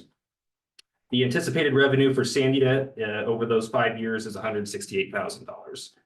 And with that, staff respectfully requests that City Council review and authorize the city manager to execute the amendment between the IGA and between the City of Sandy and Clackamas County for the additional service tiers. Thank you. Any other questions or comments? See night tonight. May I have a motion? I moved to authorize the city manager to execute the proposed revisions to the IGA between the city of Sandy and Clackamas County to provide business broadband services. It's included in the meeting packet. May I have a second? I'll second it. I have a motion by Councilor Sheldon and a second from Councilor Mayton to authorize the city manager to execute the IGA between the city of Sandy and Clackamas County. All those in favor, vote aye. Aye. Opposed, vote nay. Motion passes. Thank you. Thank you. Thank you Thanks, very much, Greg. Greg. Report from the city manager? Thank you. Let's see, where should I start? So last week on Thursday, we had our annual volunteer appreciation picnic. I know a couple of you were in Portland at the LOC conference at that time. 2 council members were in attendance, Councilor Hanley and Councilor Ramsayer. I made it back out to Sandy to just give our thanks and gratitude for all the hours that the volunteers contribute to our community. Over 10,000 hours of volunteer time was clocked in the last fiscal year. That equates to about $500,000 in real work that the city didn't have to pay for. And so really a small picnic is the very least we can do for them, but it expressed our gratitude and very deep thanks for the work that they do. It's impactful, it hits every department, and it's a really important component of city operations. So for those of you that were able to make it, thank you for being there. I think there was probably 40 or so volunteers in attendance, maybe, at a raffle, so it was a good turnout. I also mentioned that we were at the LOC conference last week, Thursday and Friday in Portland. I'm sure those council members that attended will have their own comments to make about that, but I'll just say that it was a good conference. For me, I think the most value I get is the close connection and networking with other city managers, just talking about issues they have and what are you doing in your city and how are you combating that issue. And so it's always it's my favorite thing to get out of those conferences, but there was a couple good sessions in there too. Yeah. There's like that land use one was questionable, wasn't it? Well, it was a terrible host. I was standing outside the door. You had packed a full room in there. They had brought in more chairs, but it was the smallest room of the conference, Yes. so. Well, next time we know that you need a larger room. I also did receive formal announcement that Judge Brisbane is retiring effective January 1st of 2026. I know I've mentioned that it was on the docket, but I did officially receive her retirement letter. What's that? Was that a pun? On the docket. On the dock. Oh, no, it wasn't. Yes, it was. Of course it was. So we are putting together some sort of an outline of potential municipal judge recruitment options for you all. We're going to have the judge out at the next council meeting just to kind of give her take on the municipal court operations in Sandy. And so we'll have more to come on that, but just wanted to give you the formal heads up that that is quickly approaching us to execute a plan. I will say that we've had, I think, 3 individuals now reach out to us stating that they knew that the judge was retiring and they'd be interested in participating in the recruitment process for a municipal judge replacement. So I think there's definitely interest out there. We just need to identify what that process exactly looks like and figure out a timeline. The municipal judge is one of the positions that the city council appoints, so it needs to be a process that you all buy into and participate in. So more to come on that. A reminder that the city of Gladstone is having their Clackamas City dinner on October 23rd, and the date to RSVP is October 8th by 5 p.m. So if you have not yet RSVP'd and plan to attend, please let Jeff know so we can, or do it. Can you do it directly? Hopefully before 5 p.m. Yes, but can they do it directly, or they need to let you know? It's better to do it through me. Okay. Please let Jeff know. And last but certainly not least, our very own Greg Brewster is finishing up his master's in public administration. Part of that project, or part of that master's program, culminates in a capstone. And Greg is kicking around the idea of doing a community survey. I think one of the things that I've had on my, I was going to say docket again, but I don't want to say docket now that I've been called out for it. So my top of my head is trying to figure out a better way to get community input in advance of our budgeting process so we can use that community information to inform our council goals and figure out where we're succeeding, where we're not. Then Greg brought up this capstone project idea of doing a community survey. And so, you know, I think it's a great opportunity for Greg to get real world examples and input from his community, and also gives us an opportunity to really craft how we want a survey conducted, or the information that we want to get out of that survey. So Greg is working on that in the background. I would love to get some feedback from each of you.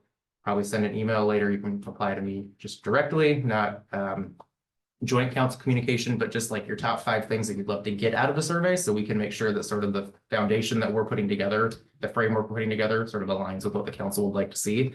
And then, of course, we'll bring back sort of a final draft of that survey and get council buy-in. Timeline wise, probably early 2026 is when we would look to get that sent out. But that gives us a really nice on-ramp to get good information, gives us several months to review the data for our purposes. Obviously, Greg needs to move faster than that for his capstone project, but for the council's purposes and my purposes, gives us time to review that data, figure out if there's areas we need to follow up on and explore more before we jump into the next budget process, and really make some good informed decisions on where we excel and maybe where we have some improvements that we can make. When do you want that feedback? I'll send you an email later this week with sort of a timeline of when that feedback would be helpful, and some additional information on what we're looking to do. But just wanted to plant that seed tonight so you didn't see a random email out of nowhere with no context. Yeah, that's all I've got. All right, thank you very much. Okay. Would you like to start? Yeah. Sure. Shouldn't take more than an hour, guys. Buckle up. An exciting couple of weeks. First of all, I just did some back of the napkin math, and I was a math major. And as my wife would say, you should probably double check this because it's probably wrong, because I'm a math major. I can't add, but I think you're, in regards to the idea of trucking wastewater, just to give an idea, I think you're talking about 200 semis a day on a busy day. And I think that's helpful because it helps us understand the magnitude of the problem and all those collective toilets flushing. We start talking about 2.2 million gallons per day. It adds up quick. So anyway, that was one. Second thing, just got back from that League of Oregon Cities thing with all that swag. I've done enough conferences now that unless it's golf balls, I don't pick them up. But as I was sitting here looking at my very boring mouse pad, I was thinking, and we mentioned council goals and things, I think it'd be good to have them. I don't know if they go on a mouse pad or we could put them on but we should, put them somewhere where we see them and can refer to them regularly in here. My thoughts. What's that? Our council goals. Oh, council goals. Did I miss that? Did I drop stuff. that part off? I Yeah. probably did. Yeah, but print them out, whether they're here in front of us or whatnot. I think it's useful to refer to those rather than just once every couple of years, look at them regularly and see how we're doing. And before I forget anything else, before I get into the meat of the the LOC conference, I will be out at our next meeting for a week, so I'll be gone that week of our next meeting. Apologize in advance. If I'm needed, I could call in, but the time zone will not be convenient. As far as the conference goes, this is my third one to go to, and I'll confess, the energy level was very low. And Rich knows, we chatted. So I was looking for the thing that would get me excited. And we did go and see the Lake Oswego Parks and Rec District. It was very nice.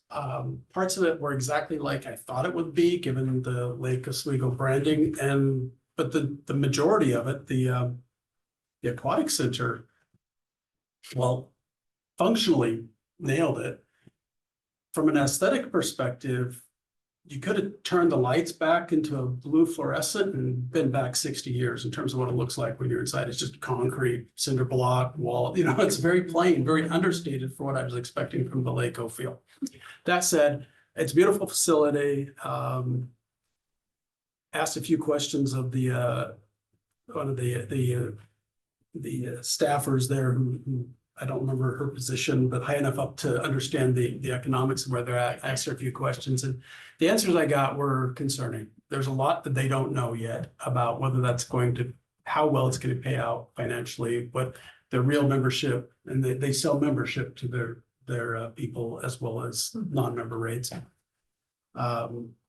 So a lot of unknowns, kind of. For cost effectiveness of it. Yeah, because they had a plan going into it. I was like, well, how are you doing? Like, oh, we don't know. And, Lake Oswego's big, but they only have about 4,000 memberships, individual memberships sold right now. That seems like a really low number for a community that large. Anyway, a lot of things to watch, learn over the next while they get that going and figure it out. And they're still figuring out their programming and things like that too. All right, so that was exciting.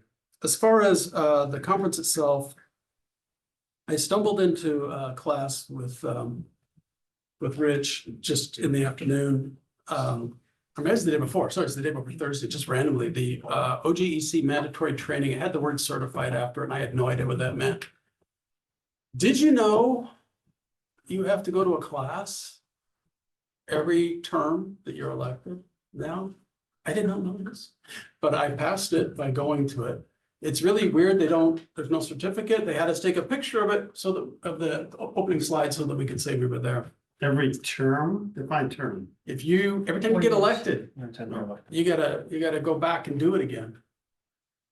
If I may add one thing, I'm waiting for that presentation to get posted online so that we can share that with those of you that haven't taken the training and get your certification up to date as well. I don't think watching you're done the video presentation. Yeah. Yes, if you go to the video, Yes. just watching the slide. Not the slide, no, but the video LOC presentation. has a online, Is it up yeah, there now? LOC was supposed to have one online. Okay. I don't think it was just watching the video from the conference, but I could. Not the conference video, but there is an online Mhm. Yeah. lesson or module or whatever. you want to I just call it. wanted to make sure that's all on top of mind for us, the who, when, why. Part of the things they brought out are the fines associated with violations are $1,000. Individual and cities are prohibited from actually paying or helping you with that. So, and that's per occurrence potentially, I guess. So it's kind of drastic. That said, I went to another session the next day on civility. There were a couple of them on civility and improving the dynamics in city council and relationship with towns and things. And this one was headed by a couple of the PSU folks, professors and whatnot, talked about steps you could take and things you could put into place so that you can get better community involvement. And most of them are things like more focus groups, more sub teams, more subcommittees, more this. And I asked the question, well, I just took my class. I don't think we can do most of those things anymore. And they were like, yeah, we'll have to think about that. I was like, well, that's not helpful. And then I made another comment. I tell you, I don't know if you've been to these conferences. I got applause when I said, well, we need to stand up and we need OGEC to back down and change some of these things so that we can do these things you're telling us to do to increase civility in our community. And I got scattering applause, which I've never, as a commenter, I thought I took about. But I mentioned that because I brought up the point earlier that waiting for the league LOC to address this through their back channel office feels wrong. This feels like a blatant attack on our ability to have local government. And I think it needs to be challenged up front. There's definitely, sat next to the Silverton mayor. And before I even had this experience, I was talking to him about my concerns and he was like, count me in, I don't know if I can get anybody else. he meant personally, he was gonna put in some money towards helping this. I was like, no, let's get our cities behind this. And challenge it. I think we gotta do something. Fundamentally, if we don't, we're shifting the public. The whole point of the open meetings and this access to the public is to create more power to the public. The voters should be able to have more transparency and know more about what's going on. The impact of the rule set that the OGC has put in place is that we will become a rubber stamp and all the work is going to go on at the administrative level. And so it's actually going to be the opposite effect. And so I think we have to push back. So that's my point out of that. And stay with me, this is the last item now. So all this was interesting, didn't get me fired up, I was still bored. The end of the second night, I was walking around, there's a guy holding a sign for a cybersecurity desktop exercise. And I was like, you probably need to sign up for that. I was like, well, you were supposed to, but there's openings. So I opted in. It was a late Thursday night and went to this exercise up at PSU, which was a desktop exercise where a group of, Greg had already signed up for it. So he was there too. So it's great. We sat next to each other.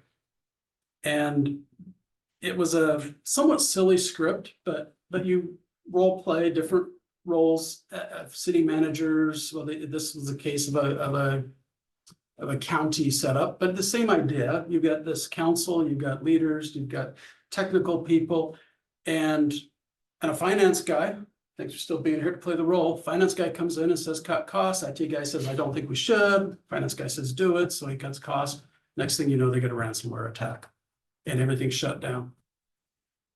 And then the exercises as you go through day by day, the recovery, the insurance, and then start looking at the various perspectives of this. In this particular scenario, they had a water system with SCADA connections that were now down because the ransomware had removed that ability. And they were threatened with the public disclosure of all the information that they'd had on their online as well. So lots of different threats. I bring this up for a couple of reasons. First of all, it's a very real world situation. It's happened to at least 1 or 2 counties in Oregon already. Is it one county, Greg? It was one county and one city, or so. There were a couple of entities that had been hit with the ransomware. At least the county, other one of the majors or a somewhat large city. Yeah.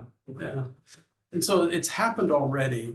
It's not like in the future kind of thing. And then you're thinking, well, in our old wastewater plant and our old water plant, there wasn't any connection. But we are modernizing these. We are building fiber right out to each of those plants. We're putting in modern SCADA systems. The idea that all of a sudden we could take down a water system with the right kind of attack is a possibility. All of a sudden I realized, and what would that mean to our community if we lost our water or waste, either one? It's a big deal. And the message that I took away from this desktop exercise is that if you didn't do everything possible to prevent such an attack, there is absolutely nothing you can do to defend once it happens. Right? You can't say I saved $50,000 on the server and therefore we're okay having the millions of dollars of impact from an attack like this that we would expose ourselves to, not to mention the loss of public trust. So this was a big wake up for me. Last 2 years ago in the budget, we talked about putting budget money in and doing Sandy Net and getting that all ramped up. And I feel really good that the map, the facility, or not facility, the plan we have, master plan we have for that, teams running on it, that feels like it's in the right place. I would like to see us do a little, not a little, but really dive into answering the question of how safe and how secure are we right now? There are outfits that can come in for relatively modest amounts of money, sub $10,000, do some inside and external penetration testing to see, do you have any weaknesses? And then from there, we can go and decide, are there things to improve? I think this is a big deal.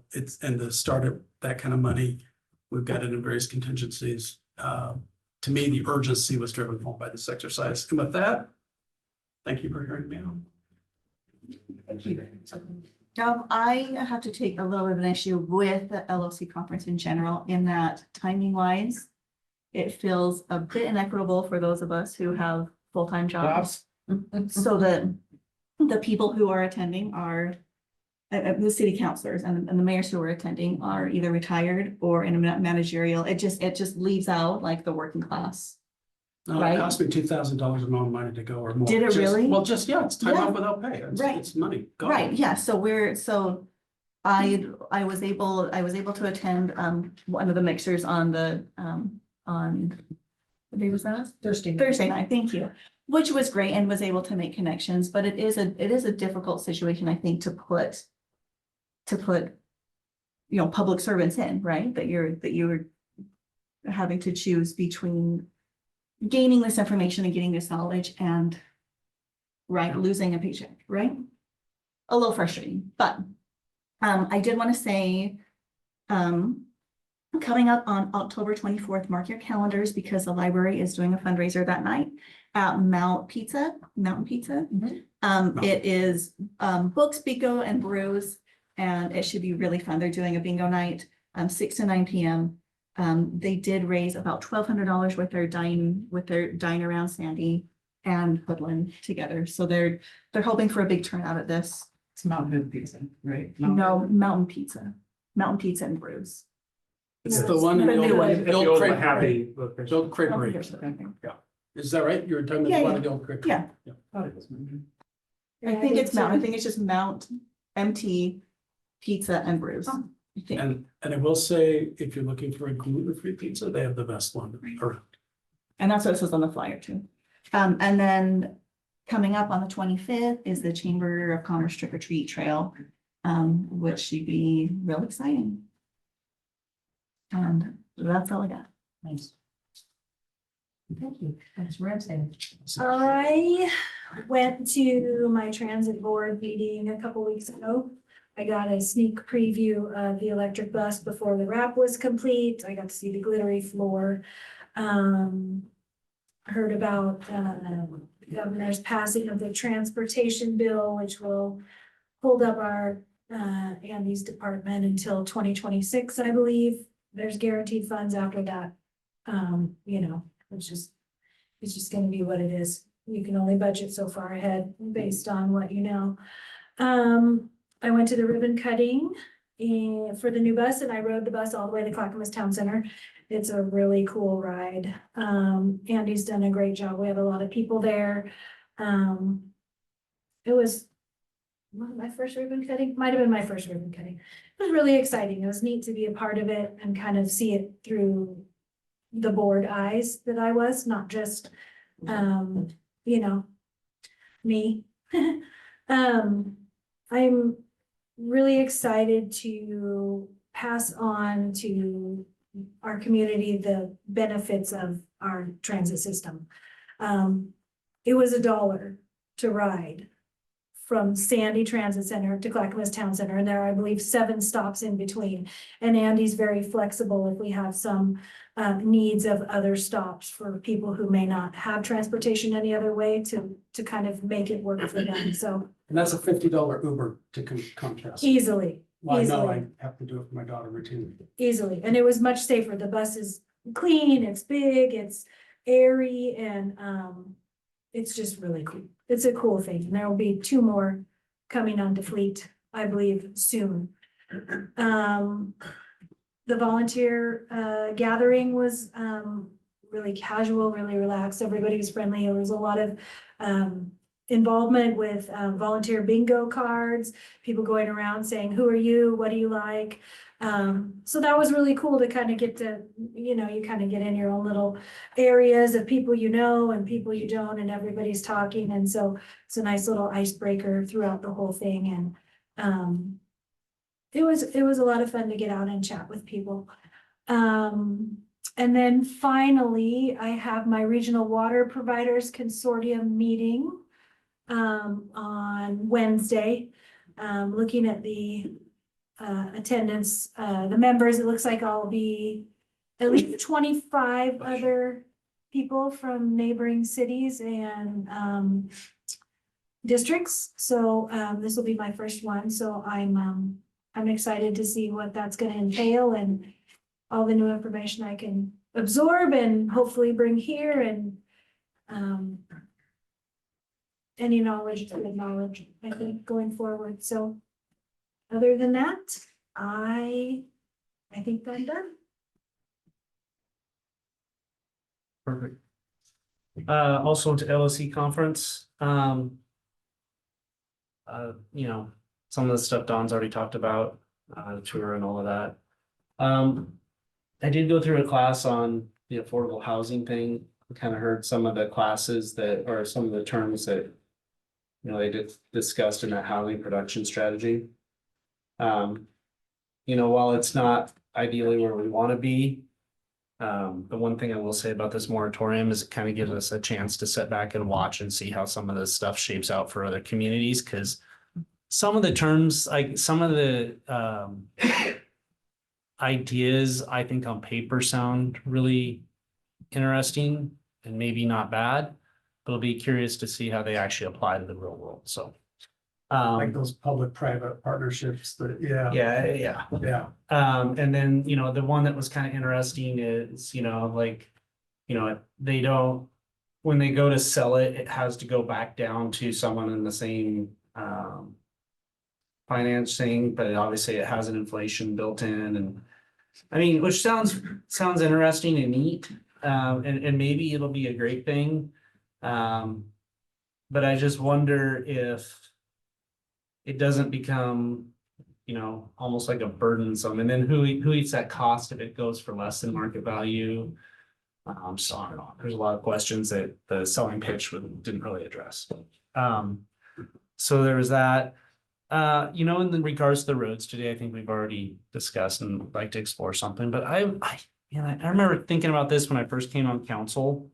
And I think about it as I walk around Sandy and that, you know, when we start to grow, I understand that it's a traffic calming major to have these narrow roads, but we've got to figure out something, because we're not in an urban area. As much as public transportation is feasible, it's not used, and people are going to have multiple cars. Your kids are going to get older and they're going to have cars, and that parking sprawl is going to go somewhere. And when you walk around, you know, even driving down the wider roads, you know, you'll see kids run out, and there's no visibility, especially on these narrow streets, let alone, you know, just driving my regular car. When you do meet something, like if you meet a fire truck or something, you know, it's just not, I don't see how they're safe. And I'd really like to explore some other ideas about how we can, when we start to grow, when we start to do this, how we can implement some kind of safer streets. Yeah. But, you know, safer parking as well and all of that. So especially with the multi-family housing. So that's kind of where I got. Thank you. Yep. To add to that, I was pulling out on Shelley the other day and there were two vans parked side by side and I could not see, and there was a little car coming in, and thankfully I waited because I was like, So yeah, lots of blind spots, especially with bigger vehicles parking in some of those. So thanks for the correction on Mount Pizza. I think with Mountain, I always read it as Mount Hood. So my only thing to add was I believe that the Seventh-day Adventists had the dental program yesterday. I think it was yesterday that they did it, and I know that that's a really big thing for them. So I was excited to see that put out on social media for people to utilize, because I know that gets a lot of traffic. So that's super cool. That's all I want. I did not have any meetings to attend, and I didn't get a chance to attend any of the fun stuff because I also have a full-time job. So I'll defer the rest of my time. Thank you. Okay. I am glad the volunteer picnic went well. I wish I could have been there. But I'm glad there was a good turnout, and I hope in the future we're able to schedule that so there's not conflicts. I also attended the ribbon cutting, and I just thought that was just an amazing if you've looked at these new electric buses, they have these great wraps of foxglove and trilliums and old growth trees. And then on the back of each bus has a different picture of one of the parks. One is Tickle Creek and has a little surprise character on there. Another one is Cedar Park and the other one is Mining Park.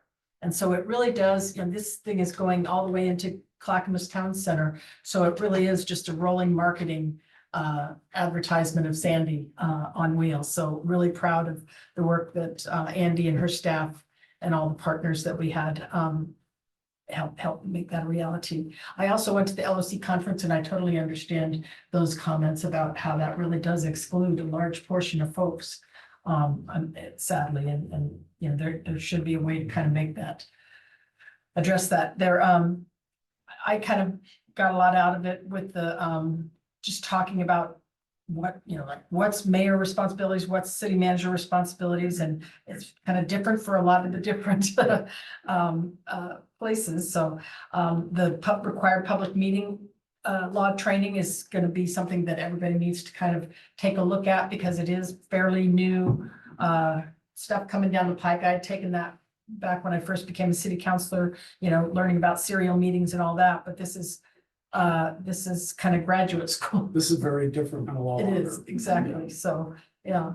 The Women's Caucus, they put in a nice mixer, but it's also just helpful to kind of talk to a lot of the folks there about how things work for them in their cities. One of the sessions I went to was city utility coordination for construction projects in the right of way.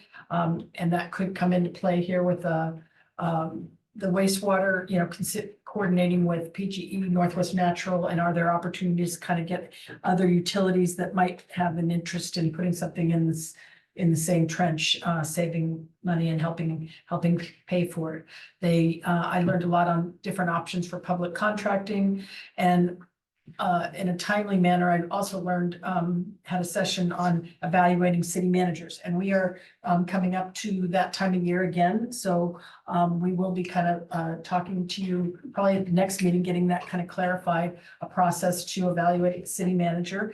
And I think my goal is to kind of come up with something that's fairly repeatable and, like we don't have to create the wheel every time we do this. So he knows what to expect and we know what to expect.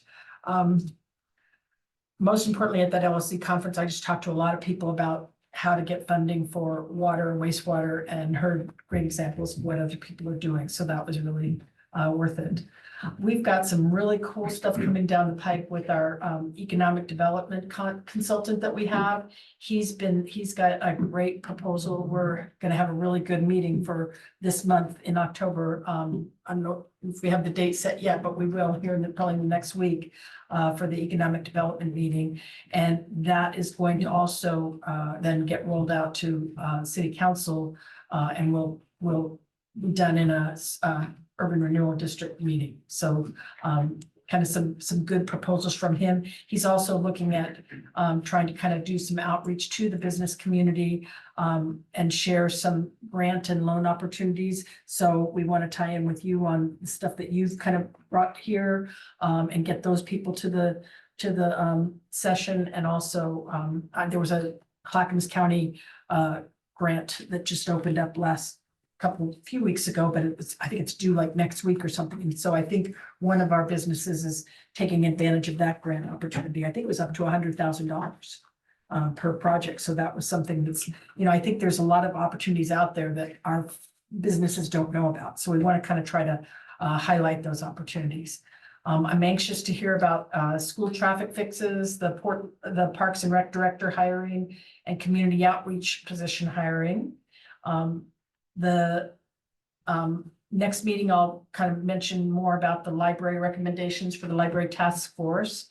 I also agree with you on the road stuff and Councilor Smallwood on the roads. We need to be looking at sufficient road width, sufficient driveway length, because it just we can't be having minimum driveway widths where basically a medium-sized car can't fit in there without blocking a sidewalk. One of the other things I learned about from the county was moderate income revolving loan. It's called MERL. We'll learn more about that, but it provides some possible it's not it's moderate, it's not low income, it's medium income, housing, options. So, this week, I think we've got the Oregon Recreation and Parks Association Award that we got on Cedar Park, so we're really, thrilled to see that. And, I've also kind of heard some information on our wastewater options, and we will be hopefully soon hearing about those wastewater options, and I'm really excited to hear what the costs are for those options. I also learned that Lake Oswego is facing a similar wastewater project as ours with about the same cost, so that was really interesting. Other than that, I think I appreciate everybody's effort. I created a drive, Google Drive, that I shared with Tyler and Jeff, and I guess I have to check it to make sure it's shared, but it has a bunch of the LOC materials that got presented at these sessions. So in fact, I would encourage folks to kind of go on there, just scroll through some of the handouts and sessions to, try to kind of get a sense for what they presented. So I'll make sure that Jeff has those and is able to share them with all of you. Thank you very much. Meeting adjourned. Anything else? No, meeting adjourned.